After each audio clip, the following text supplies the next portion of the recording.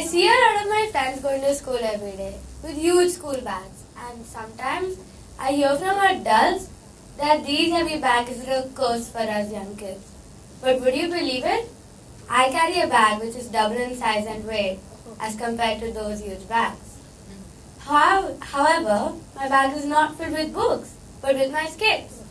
Good morning, everyone. I'm Vishna Goenka, and I'm 10 years old. I have won several skating championships in the last 3 years with a medal count that goes something like this. 9 medals at the state level and 3 medals at the national medal level in the last 2 years. My journey started a little before I started skating. You must have heard of children changing schools repeatedly. Well, I suppose this happens due to A, the child being unable to cope up with the high level of studies in a school, or B, the parents being dissatisfied with the school for some or the other reason. I too can be counted as one of those kids, but definitely not because of these two reasons. In fact, the situation was completely opposite. My last school was great as far as studies are concerned, and I was doing well too. But both my parents being academic toppers have a strong belief that I can learn more from experiences than from books. And so, my learning experience started not from books, but from boots. I shifted and joined my current school in grade 2. I call it my fun school. You must be wondering why I am sharing something which has nothing to do with skating.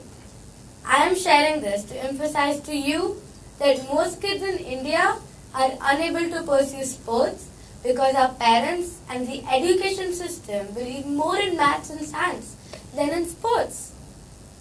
Learning 2 plus 2 is important, but maybe, just maybe, if you are 2 points down in the middle of your competition after practicing 6 to 8 hours daily for the entire year, learning to stem your tears, gathering your shattered confidence back, gathering the courage to face your coach, family and friends, gathering the will to perform the next set and giving your best shot that gets you the gold will be a lesson learned far more important.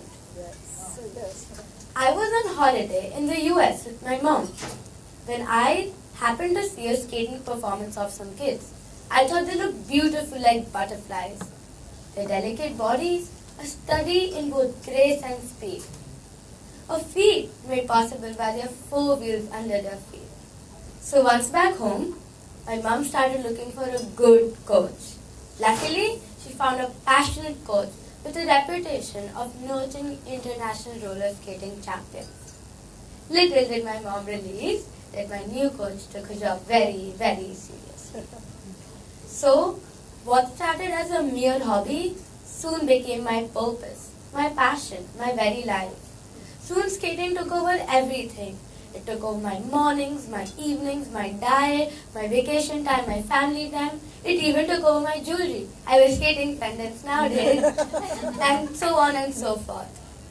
A typical day would be getting up at 6 and leaving to only return home after 14 hours.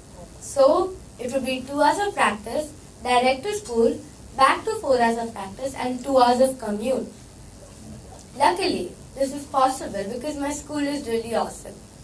They have been the biggest supporters of my skating career.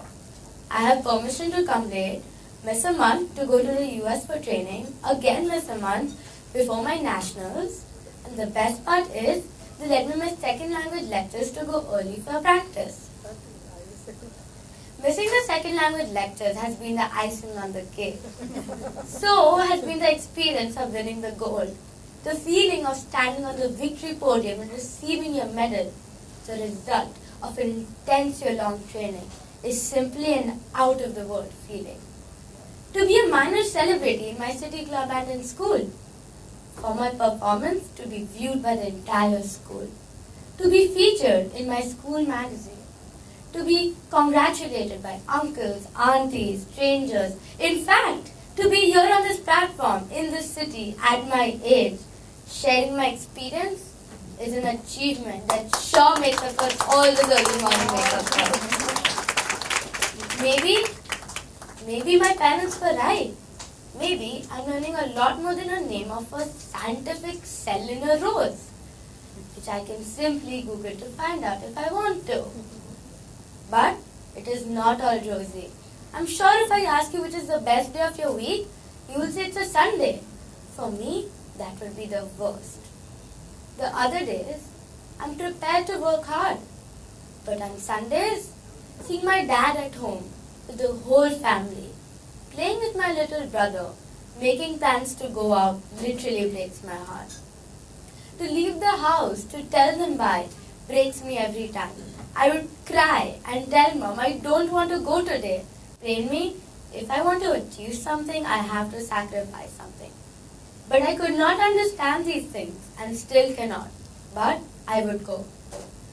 Practicing on Sundays is definitely the most painful part. Behind the 2 minutes of a performance, there's really a lot more that goes to make it happen. Of course, there's tremendous hard work put in by me, but there is also the vital support like a child like me needs. I have been able to do this because my parents feel skating is as important, if not more, than studies. My school not only supports me but celebrates my victories. My teacher and friends help me cope up with the school day's loss, and my my coach is even more dedicated than I am. Even when the competition is months away, she fights tooth and nail with my parents to cancel my holidays so I don't miss my skating practice.